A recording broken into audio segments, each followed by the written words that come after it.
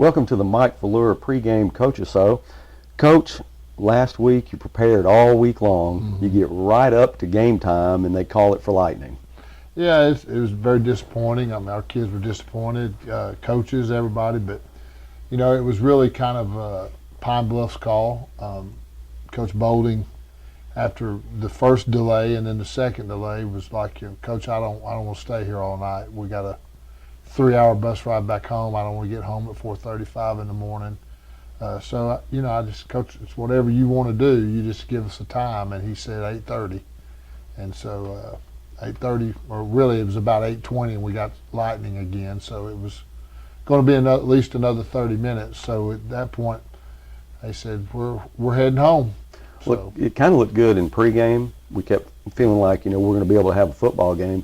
But when the lightning started, that is, I guess, a rule. It's you're going to wait 30 minutes and see what happens. We kept thinking in the press box that we're going to have a football game, but it just didn't happen. Yeah.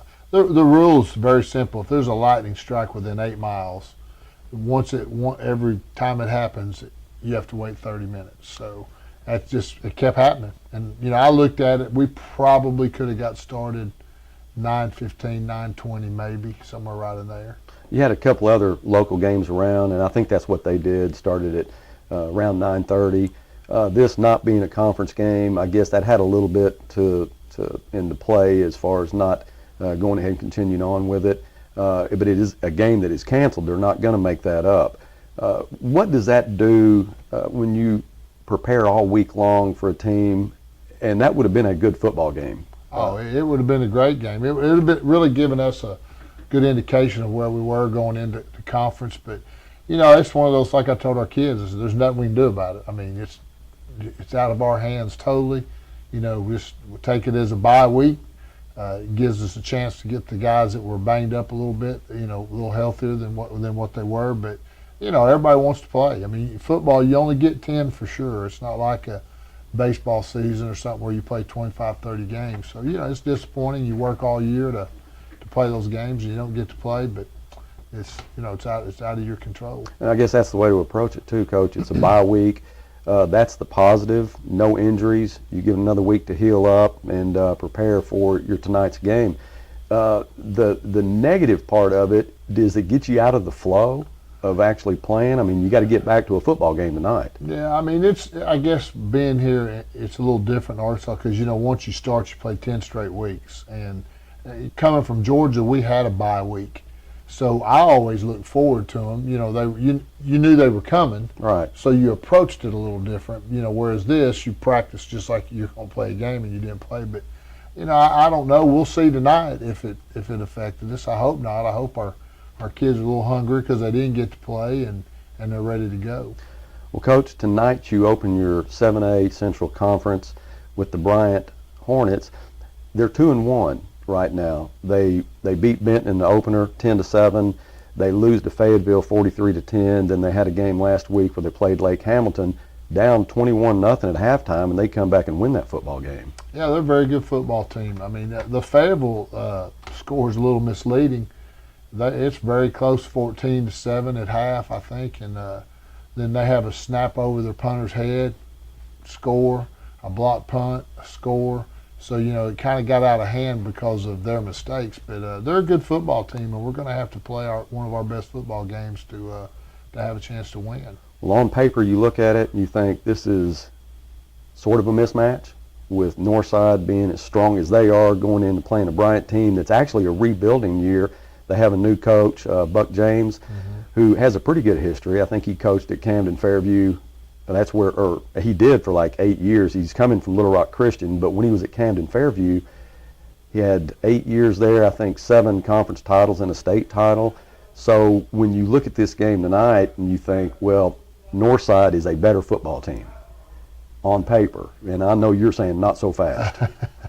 Well, I mean, I hope we're a better football team. I think, we've got seniors that, but they do too. I mean, and so, and an advantage they have is one of our assistant coaches that was here the last 2 years worked with Coach James for those 8 years, and when he got that job, he moved back with him. So Coach Hooks was our offensive line coach, so You know, they know he knows everything Right. we do and how we do it, and so that's definitely an advantage for them. But you know, our kids are excited to go down there and hopefully give Coach Hooks a going away present. So I feel like we're a better football team, but we've got to go.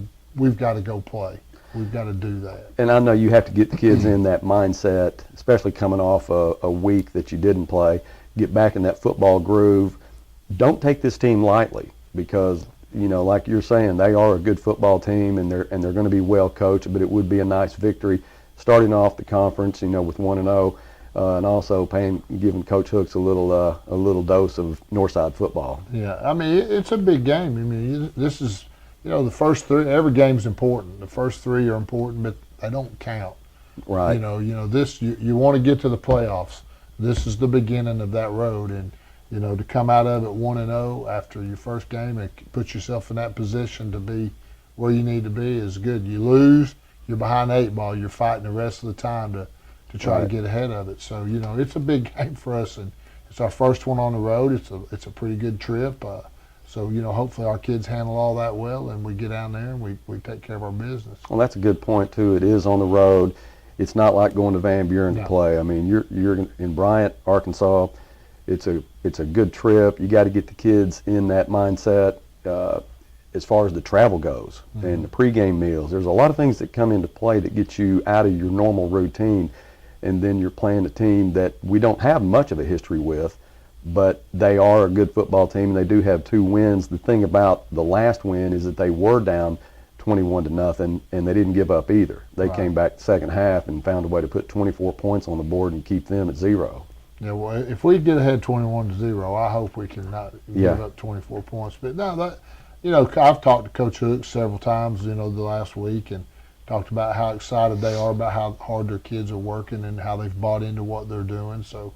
It's the first year, and you just got to fight the battles, and you just get them ready to play. But our kids should be excited. They've had a good week of practice. They didn't get to play, so I just really think they'll be ready to go out and play a good football game. Well, they'll be fresh. Coaching staff is fresh. I know you guys got a Saturday off, which was nice. Yeah. That's rare during the season.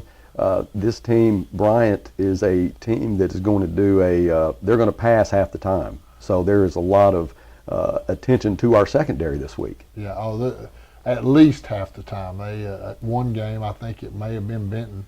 It seemed like they threw the ball almost every play, but not every play. But they do. They're going to throw the football, and our kids have got to do a good job being where they're supposed to be. And the best thing we can do to help those guys is get a good pass rush, which I think we'll be able to do. Coach Curry and him have done a great job of coming up with a game plan to do that, to help his guys in the secondary. So. It'll be a good challenge for us. Well, when you play a team like this and they run a spread offense, and like you say, they may pass more than half the time, they've had 3 quarterbacks that they're trying to work into the game plan, and I think they're pretty much relying on a sophomore, and who is, from what I understand, doing the best job. Coach, if you have a sophomore in there and you disrupt him pretty quick, that's going to get in his head. Yeah, we're going to, if he plays, they've played all 3 of them. It's really kind of hard to tell. What they're doing, why they're playing 3, but one of them they seem to run the ball a little bit more with. There's the left-hander that they kind of pretty balanced, and then number 12 I think is a sophomore. They seem to throw the ball more. So I don't know who we'll see. I don't know if they'll continue to do that, but if it's number 12, we got to get after him and make him realize it's a little more difficult than what he's used to. Well, are there quarterbacks? When they have a certain quarterback in, do you have a feel for what he's going to do, and you plan for that? Are they all able to pass and run, or is it just pretty specific depending on which quarterback that they have in? They've done both with all of them. It just seems like when you watch the film and you get their tendency, they want to run the ball a little bit more when one's in the game. Now, why that is, because he throws the ball well too. Number 9's a left-handed guy, throws the ball. They kind of equal, and then 12, they seem to throw it a little bit more when he's in the game. But still got a good running back, number 5, and then there's another young man that hasn't played much because he had some problems with heat in August. They've got 2 really good running backs. So young in the offensive line, that may be why they're trying to throw the ball more. Right. Coach, when you do face a team that passes as much as this team does, it's kind of like when we played Greenwood in the opener. They're going to throw the ball a lot, but they throw a lot of wide receiver screens, a lot of slants, short passes. Does this team throw the ball downfield any? They will, but the majority of their throws, like you're talking about, are the short, try to make you do things. You know, and you go into this, we can't let them run the football. You know, you can't. If they're a passing team, you need to be able to stop the run with the people that you're going to put in there to play the box, and then let those guys worry about the secondary stuff. But you know, they're young. They've struggled early, catching and throwing it a little bit. But you know, we didn't get to trade the film from Friday.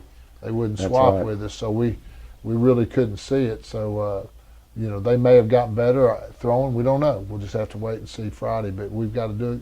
Be where we're supposed to be disciplined, break on the football, put some pressure on the quarterback, and things should work out okay. Well, Coach, as always, thank you so much for your time. We appreciate you spending this time with us, keeping us up to date on the Grizzlies. Good luck tonight. I know it's a road game. It's a conference opener. It's a big game for us, and we look forward to a Northside Grizzly victory. As always, Coach Fuller's pregame show, his Sunday afternoon coaches show, you can view that on hsallaccess.com, and we ask you to stay with us because we'll be right back with the kickoff. You're listening to Northside Grizzly Football on Life 98.7.